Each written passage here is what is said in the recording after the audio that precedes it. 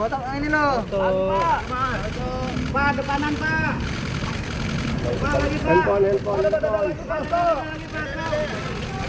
Selamat pagi, Pak. Pak, sedikit Pak. Febri mana? Mana sini. Kabel. Bila mic. Bentar Pak. I know.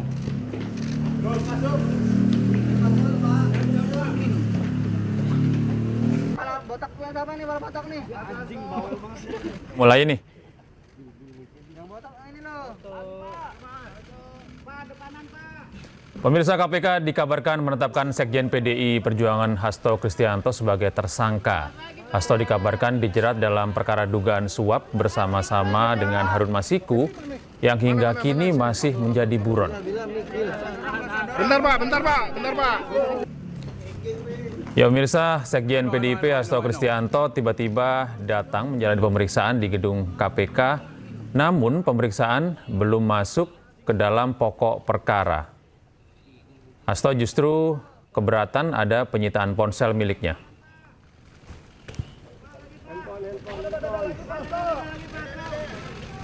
Selamat pagi, Pak. Pak, Sedikit Pak. Febri mana? Mana sini. Ya. Bila mic. Bentar Pak.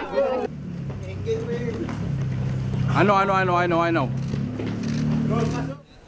Ya pemirsa, untuk mengetahui lebih lanjut terkait kasus yang menimpa Hasto Kristianto dan ditetapkan sebagai tersangka oleh KPK, kita akan terhubung dengan Bapak Ray Rangkuti selaku pengamat politik. Selamat pagi, Assalamualaikum Pak Ray.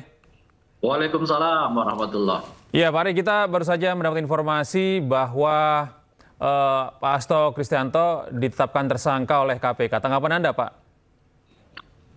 Iya, nggak terlalu mengejutkan bagi saya, karena sebelum ini kan sudah lumayan beredar informasi lah ya, bahwa ada beberapa tokoh dari PDI Perjuangan itu yang sedang dibidik ya oleh aparat penegak hukum begitu ya. Ya. Nah, keperluannya sih saya dengar karena pertama karena posisi PDI Perjuangan sekarang yang oposisi, khususnya dulu oposisi terhadap Pak Jokowi kan gitu. Nah, yang kedua ada keinginan yang kuat juga untuk menggantikan posisi Hasto dari kesekjenan ya, khususnya menjelang Kongres PDI Perjuangan di bulan Januari yang akan datang itu. Jadi kalau kemudian ada penetapan saudara Hasto sebagai tersangka dalam kasus ini, ya mungkin itu seperti memberi semacam sinyal yang kuat atas informasi-informasi yang beredar selama ini di tengah masyarakat soal kemungkinan adanya kriminalisasi terhadap beberapa aktor di PDI Perjuangan yang dianggap vokal ya sebelumnya ini kepada Pak Jokowi dan mungkin juga terhadap Pak Prabowo sebagai presiden yang berkuasa saat ini gitu. Ya, Pak Ray, saya sedikit potong terlebih dahulu, Pak Ray, mohon maaf. Ini kami konfirmasi kembali bahwa hingga saat ini Hasto Kristianto ini masih dikabarkan begitu Pak, ditetapkan sebagai tersangka. Kalau menurut Anda akan seperti apa ini Pak? Ya, kalaupun nanti ditetapkan sebagai tersangka, itu yang saya sebut sebagai saya nggak terlalu mengejutkan gitu, karena informasi bahwa ada beberapa tokoh di PDI Perjuangan yang akan ditersangkakan itu sudah cukup lumayan banyak beredar di tengah masyarakat. Betul, gitu ya. betul. Salah satunya ya Hasto, ya kita juga mendengar nama-nama yang lain ya. Ya tinggal kita lihat lagi ke depan seperti apa, apakah akan terjadi atau tidak gitu. Nah sekarang kan yang kelihatan nih sekarang kalau benar ya Hasto ditetapkan sebagai tersangka dalam kasus Harun Masiku ini. Kenapa gitu? Itu yang saya sebut tadi.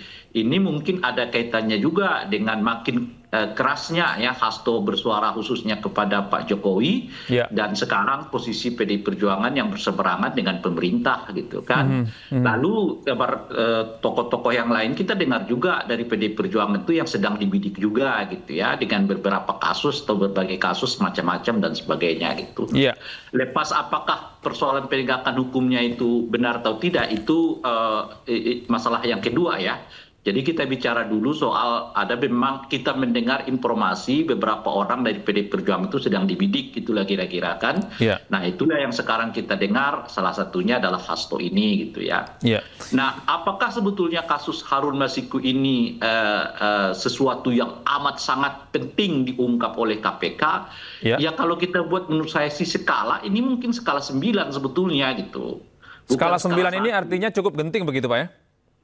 Skala 9 itu artinya di bawah, genting itu kan 1. Oh, baik. Iya dong ya kan. Nah kenapa gitu? Karena pertama ya penyelenggara pemilu itu kan khususnya yang berkaitan dengan suap ini gitu ya. Ini kan suap bukan korupsi sebetulnya kan. Ya. Ya kan lebih tekanannya itu kepada Pak Wahyunya gitu loh Pak. Betul. Karena Sedangkan dia Pak Wahyu sendiri sudah ditersangkakan ya? Sudah diresapkan. Nah, itu pertama gitu. Lagi pula ini hubungan lebih bersifat personal sebetulnya antara Wahyu dengan katakanlah Harun Masiku dalam hal ini gitu. Nah, itulah bedanya suap itu dengan korupsi. Kalau korupsi itu kan uang negara yang diambil gitu. Ya. Kalau suap itu sebetulnya hanya kebijakan yang dibuat oleh penyelenggara negara demi kepentingan orang per orang gitu. Tanpa kehilangan keuangan negara sebetulnya bedanya itu di situ gitu. Nah makanya kalau saya sebut kita buat skala ini skala 9, apalagi sampai kemudian mengejar ya seperti Hasto gitu ya, yang boleh dibilang itu malah mungkin yang ke-14-15 gitu loh. Jadi perkaranya gitu. Jadi Pak Rey, Anda melihat ini memang benar-benar kental sekali muatan politisasi hukumnya Pak Rey? Ya, Anda sendirilah yang menyimpulkannya. Kan kita hanya menjelaskannya, yang membuat narasinya. Kalau soal kesimpulan silakan disimpulkan sendiri gitu kan. Nah, oleh karena itu ini yang kedua. Nah, yang ketiga, Harun Masikunya sendiri belum tertangkap. Kok tiba-tiba ada lagi ini pelaku barunya. Kan. Nah, jadi silakan disimpulkan sendiri dengan narasi yang kita sebutkan sebelumnya. Satu, ya kita udah lama mendengar bakal ada orang-orang yang ditersangkakan lah dari orang-orang yang kritis selama ini kepada Pak Jokowi dan sekarang kepada Pak Prabowo. Ya. Kedua, ini kan kasusnya suap bukan korupsi. Ya kan? Kalau suap itu lebih sebetulnya lebih bisa terkelola dalam pengertian dia kan tidak hilang uang negara. Yang ada itu adalah orang menjual belikan kewenangan yang ada pada dirinya untuk kepentingan orang per orang gitu. Itu namanya suap gitu. Bedanya dengan korupsi adalah mengeruk uang negara gitu. Jadi yang dirampok, diambil, dicuri itu uang negara gitu. Dengan kewenangan jabatan yang ada pada dirinya gitu ya. Nah, yang ketiga, yang pelaku utamanya sendiri pun penyuapnya belum tertangkap. Nah, tiba-tiba sudah muncul pelaku baru namanya Hasto begitu. Nah, inilah beberapa yang mau kita deskripsikan. Nah, soal kesimpulannya ya silakan disimpulkan masing-masing oleh orang gitu. Iya, Pak Rey, kalau Anda melihat kasus ini, kenapa baru sekarang ini kemudian Hasto Kristianto ini dikabarkan ditetapkan sebagai tersangka oleh KPK? Padahal sebenarnya kasus ini kan sudah cukup lama bergulir begitu, Pak Rey. Ada apa? Itulah yang kita sebutkan tadi, ya kan. Sebetulnya itu apa yang Anda tanyakan itu adalah pertanyaan bisa menjadi narasi keempat. Kok baru sekarang setelah Hasto agak kencang nih, ya kan, berbicara soal Pak Jokowi, berbicara soal Pak Prabowo gitu. Lalu tiba-tiba jadi tersangka, kan? Ya silakan disimpulkan lagi. Ya itulah tambahan datanya gitu loh. Artinya kalau menurut Anda sendiri, kalau kita andaikan kita tidak menebak-nebak, kalau menurut Anda sendiri apakah itu sangat erat kaitannya dengan komentar dari Pak Hasto yang sangat tajam kepada Jokowi beberapa waktu yang lalu, termasuk di beberapa podcast? Nah, itulah yang kita sebutkan tadi kan. Itu kan faktor pertama kan. Kita sebutkan itu tadi bahwa kita udah mendengar sebetulnya udah lama mendengar isu yang menyebut ada beberapa orang dari PD Perjuangan itu yang sedang dibidik gitu kan. Ya. Nah, cuma kan kita nggak ngomong ke publik karena itu kan isu ya kan, gitu loh kira-kira ya. Nah, tinggal kita lihat aja nanti apakah ada realisasinya di lapangan gitu loh kira-kira kan. Nah, salah satu nama itu ya Hasto melalui kasus Harun Masiku gitu. Itu udah lama kita dengar, makanya saya katakan nggak terlalu mengejutkan gitu. Kenapa tiba-tiba nama itu muncul? Ya salah satu faktor yang kita sebutkan itu tadi, karena mereka mulai dikenal sebagai orang yang sangat kritis ya terhadap Pak Jokowi dan juga kepada Pak Prabowo gitu loh kira-kira kan. Nah, yang kedua masuk ke persoalan yang kedua gitu. Apa yang keduanya itu? Nah, ini kan sebetulnya kan masalah suap ya kan gitu ya. Kalau suap itu kan sebetulnya bukanlah korupsi. Nah, lebih karena ini jual beli kewenangan tanpa mengambil keuangan negara.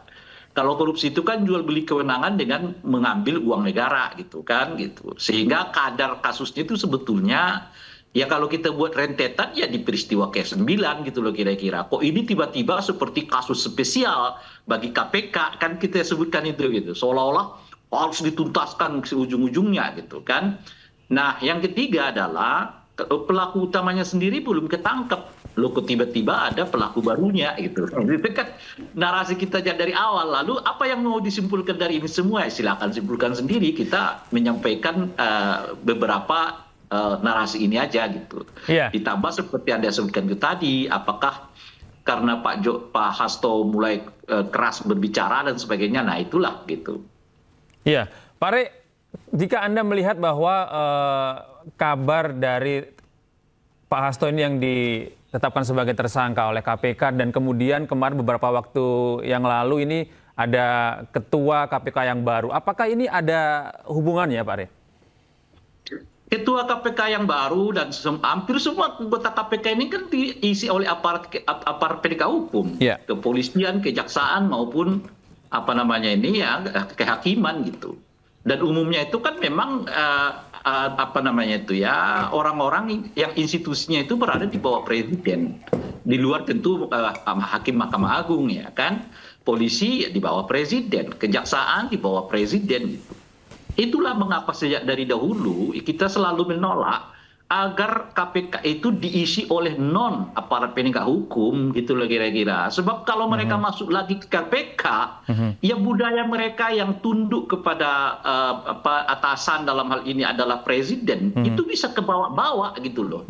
Ke institusi KPK itu gitu. Apalagi KPK-nya sekarang sudah dibuat secara formal adalah bagian dari pemerintah gitu loh. Makin kuat. KPK itu makin kuat irisannya dengan presiden gitu loh kira-kira tuh. Betul. Jadi institusinya sudah di bawah presiden, orang yang masuk ke dalam adalah orang yang punya kultur memang bawahan presiden gitu loh. Yaitu polisi, yaitu jaksa ya di luar Mahkamah Agung gitu kan. Itulah mengapa kita dari dulu selalu mengatakan carilah orang yang di luar itu. Kalau udah institusinya di bawah presiden, minimal orangnya betul-betul background-nya itu adalah orang-orang independen, gitu kan? Sehingga apa gitu? Sehingga dengan modal independensinya orang ini, mungkin sedikit banyak dia masih bisa berjaga jarak dengan presiden. Lah kalau yang masuk ke dalam adalah aparat kepolisian, jaksa yang tidak berhenti pula gitu loh. Kan dua-duanya masih aktif tuh, baik sebagai polisi maupun sebagai jaksa gitu. Sekalipun sudah menjadi komisioner KPK gitu. Maka kultur yang terbangun adalah kultur yang terbiasa di bawah di bawah kekuasaan presiden. Karena sepanjang karir mereka itu ya mereka adalah orang di bawah kekuasaan presiden gitu loh. Iya. Itu yang berulang kali kita sebut. Nah sekarang satu persatu kita lihat efeknya gitu loh. Dulu misalnya kan, coba kita flashback dulu tuh. Kan pernah kita laporkan tuh kasus Gibran ke KPK ya dijawab nggak terjadi apa-apa gitu. It's okay gitu kan.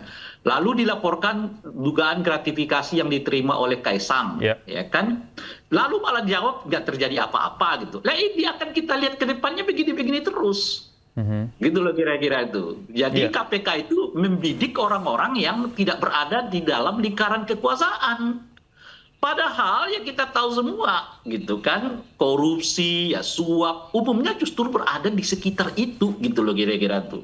Ya, Pak Re, Ya kalau kita paling jauh nanti itu ya kepala daerah lagi. Itulah yang dilakukan gitu aja. Gitu. Iya, Pak Re, kalau Anda melihat runtutan dari kabar dari Pak Hasto ini yang kemudian ditetapkan tersangka oleh KPK, sebelumnya Pak Hasto ini begitu tajam begitu mengkritisi Presiden Joko Widodo, dan kemudian sekarang kondisinya seperti ini yang dialami oleh Pak Hasto. Apakah Anda bisa melihat bahwa mantan Presiden ke-7 Joko Widodo ini masih memiliki kekuatan yang cukup besar hingga saat ini, meskipun beliau sudah saya tidak tahu. jadi... Kalau soal itu saya tidak tahu. Cuma kan kita buat deskripsi itu tadi. Nah, soal kesimpulannya ya silakanlah dilihat sendiri oleh masing-masing orang kan gitu. Nah, kalau soal apakah ini masih, ya kita nggak tahu. Kita nggak bisa, saya sendiri nggak mungkin sampai sejauh itu ininya. Cuman yang bisa kita jelaskan itu tadi rentetan-rentetannya itu tadi kan, seperti ini, seperti itu dan sebagainya gitu. Tentu ditambah dengan narasi yang kita sebutkan itu tadi.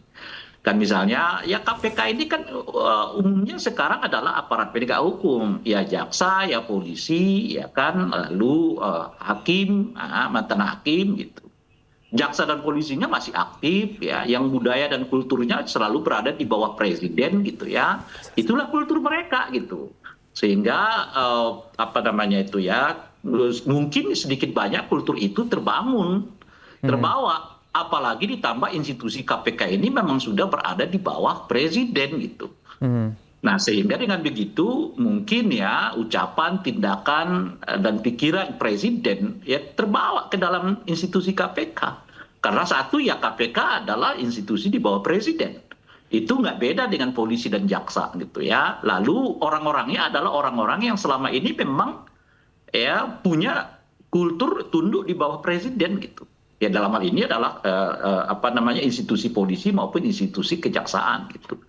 Nah, apakah itu berpengaruh? Ya kita nggak tahu. Cuma kita bisa deskripsikan seperti itu maksud saya. Baik, Pak Re. Terima kasih atas informasinya hari ini dan terima kasih sudah bergabung bersama kami di Breaking News. Selamat beraktivitas Pak Re. Assalamualaikum, selamat pagi. Sama-sama.